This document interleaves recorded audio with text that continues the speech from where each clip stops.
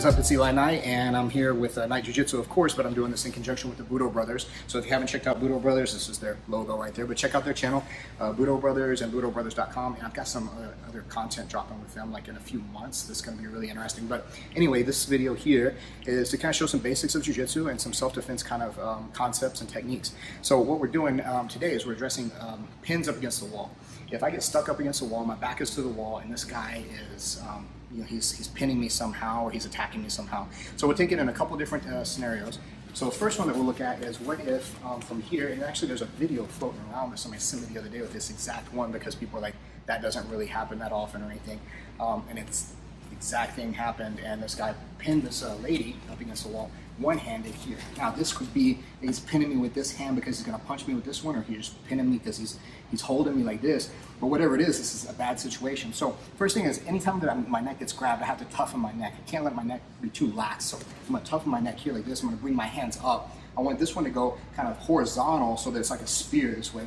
And I want my feet away from the wall a little bit so it allows me a little bit of rotation with my hips and my shoulders. And as I go to do that here, I'm gonna smack this one to the inside of this wrist, this way here to knock that off. And my elbow should be in place here to come back and then hit maybe once or twice to get me off the wall like that. Now, as an extension of this, whenever he's pinning here like this, I can turn and knock this one off. I can come back, hit a couple times, and if his head is available, I can wrap it into this guillotine choke here like this, finish the choke standing or sprawl it and handle it that way.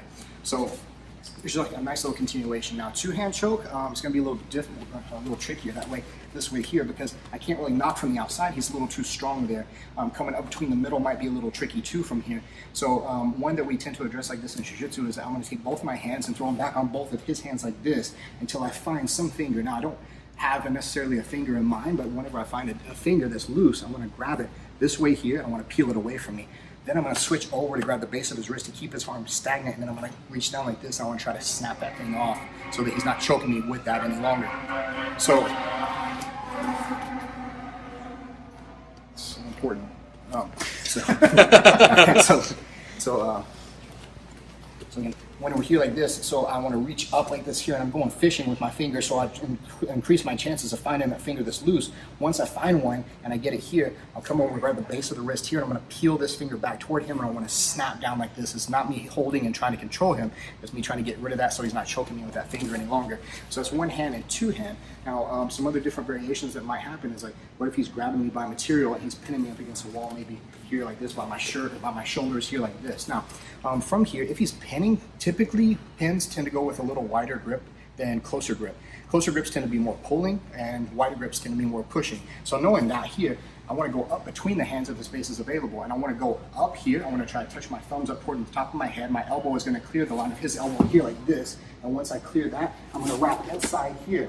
Once I wrap over the arms nice and tight, I'm going to connect my wrist to my hand, and then I want to keep a control above here like this. As I go here, I turn to the side, and I want to ram him into the wall this way. So I have these overhooks on him, pressing him into the wall. From here, I can throw knees here like this. I can maybe look for a takedown, or I can disconnect, go back to striking, and get myself out of the situation, if that's the case. So one more is, what if he has me in a headlock up against the wall?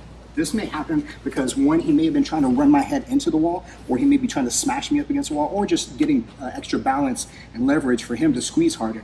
So if this is the case here, I want to reach around. If I can reach all the way around his arm, great. If not, I'll just go around the lat. I want to hold this hand here and monitor it at first, so if he wants to start punching, I've got this one monitored. This leg here, I'm going to step around, and I'm going to start to climb this way here. Once I hook here and I start to climb, I want to push this foot to the floor, my knee extends over, and my hand is going to go toward the wall like this. And as I go here, I'm pushing, driving my knee toward the wall here, stretching him out on the side of his body, and stretching this arm here, so hopefully that arm's going to come off of the headlock. Once I get around to this, I can take this one behind his back here. I'm driving my elbow down here to push his head down toward the floor so that he's got really compromised base and posture. And then from here, I can back up if I need to. I can throw knees from here, or I can maybe go back into that choke we talked about off of that first consideration as well. So these are not all-encompassing different ways I can be pinned up against the wall, but these are some of the most common ones. One-hand choke, two-hand choke, grabbing the shirt material, or grabbing into a headlock. So go back and review these, check them out again, watch them, rewind and all that stuff. And if you have any questions or comments, let me know in the comment section. And again, keep watching my stuff, but also check out the Budo Brothers, BudoBrothers.com, and the Budo Brothers channel on YouTube. Thank you guys.